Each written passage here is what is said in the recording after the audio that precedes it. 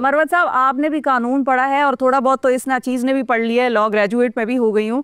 कौन सी दुनिया के कानून में किसी को गाली देना जुर्म है? मतलब दुनिया में लोग हमें गालियां देते हैं, मैं औरत होकर इधर बैठ के कह रही हूँ, लोग मुझे वो गालियां देते हैं, खास तौर पे नून लीगी तो ऐसे मुझे वाह मिठाइयाँ मेरी तरफ फेंकते हैं कि जिसका मैं आपको बता नहीं सकती। इधर मेरे सामने बच्चे बैठे हैं इधर, लेकिन इसका ये मतलब है कि मैं उनके पीछे पी का कानून लगाने की हिमायत कर दूं? मरवत साहब, आपको नहीं पता? नून लीग भी गालियां देते हैं, पीटीआई वाले भी गालियां देते हैं। मैं आपको इसका जवाब दूं। मतलब ये नहीं गाली देना जो है, मैं आपको कौन से उसके कानून में गाली देना दफा 500 ताज़ीरात पाकिस्तान और 314 ताज़ीरात पाकिस्तान के तहत पहले से जुर्म है, सन 1947 से जुर्म है। शिफा वहां तक अभी नहीं। अब आप दोनों वकील हैं, हमें तो नहीं पता। मैं वहां तक नहीं पहुंची, लेकिन बहरहाल हम जो कानून पाकिस्तान में आम तौर पर डिस्कशन के मौजू बनता है, बरतानवी कानून होता है। बरतानिया में तो आप किसी को गाली नहीं दे सकते। आप ये कहना चाहती हैं कि गालियां दो? मैं ये कहना चाहती हूँ कि आप गालियां मत दें, आप अपनी तरफ भी हमें देखना पड़ेगा और हमें तरबियत करनी है लोगों की। यही वो सारा डंडा सोटा उठा के अगर कौम को रेवड़ की तरह हाँकना है तो फिर तो आप बेशक सारे कानून बना दें। यही वो बात, हुकूमत की बात सुने जी, यही वो बात थी जिसकी मैंने निशानदेही अपनी ओपनिंग में की।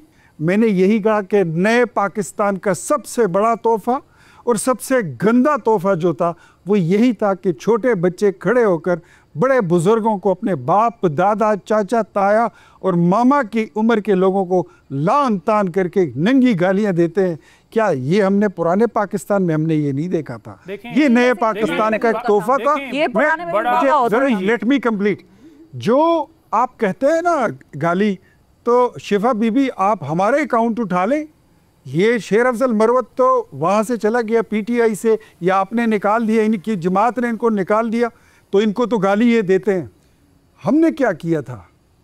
हमें क्यों गाली दी जाती? आपने उनका लीडर और हमने तो आपने उनका लीडर कहती है, मुझे नहीं, हमने उनका लीडर तो हमें गालियां पड़ता, चाहे कुछ भी हो, बात सुन लीजिए, लीडर कैद किया सुन लीजिए, पार्टी से निकाला हो। एक सेकंड, गाली देने का अमल इंतहाई कभी है, इंतहाई फजूल नहीं देती है। लेकिन अगर कोई गोली चलाएगा तो उससे सवाल होगा। गाली देने वालों कोई असूल या जो पार्टी गाली देने वालों को प्रोटेक्ट करती वो पार्टी नहीं है। ऐसी पार्टी गंदगी को जन्म दे रही है।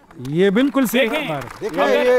मैं एक जुमला करना चाहता हूँ। ये कहते हैं कि आपने उनके लीडर को कैद करके रखा, हमने लीडर को एक बुजुर्ग वालिदैन मरे हुए 10-10 साल हो गए हैं, रोजाना मरे हुए वालिदैन को गालियां देते हैं। अगर तुम्हें तबाह करे, ये कौन सी नस्ल हो जो तुम पैदा हो गए हो? जी शिफा साहब, मैं यहाँ पे दो खवातीन की मिसाल देती हूँ और मैं दोबारा एक कानून की शिक्ल लेके आऊंगी। प्रिविलेज्ड कम्युनिकेशन एक चीज़ का नाम है, और प्रिविलेज्ड कम्युनिकेशन जो है वो मियाँ और बीवी को उनके आपस का जो भी रिलेशनशिप है, एक दूसरे की बातचीत है। कोई भी कानून मियाँ के खिलाफ बीवी को और बीवी के खिलाफ मियाँ को गवाह नहीं बना सकता किसी केस में, ठीक है?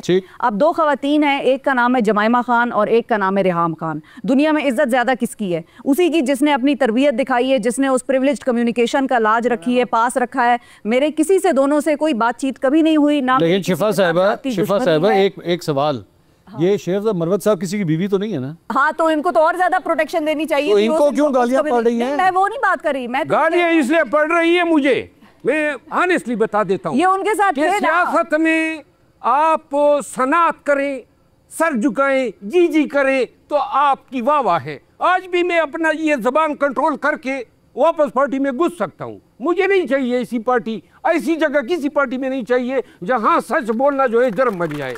नहीं साहब, मेरे ख्याल में नहीं साहब जवाब ना दे ज्यादती होगी। जी नहीं साहब, देखें, मैंने पहले भी ये गुजारिश की कि पाकिस्तान में 300+ अरब का जब डाका मारा गया गंदम के अंदर, और उसके बाद अब चीनी के अंदर 200-300 अरब का डाका मारा गया। दुबई लीज के अंदर लोगों के नाम आए, हमारे लोगों डाका मारने के लिए तो प्रेस कॉन्फ्रेंस करवाई गई, हमारे चादर चारदीवारी का तकद्दस पामाल किया गया, अवाम का मैंडेट लूटा गया।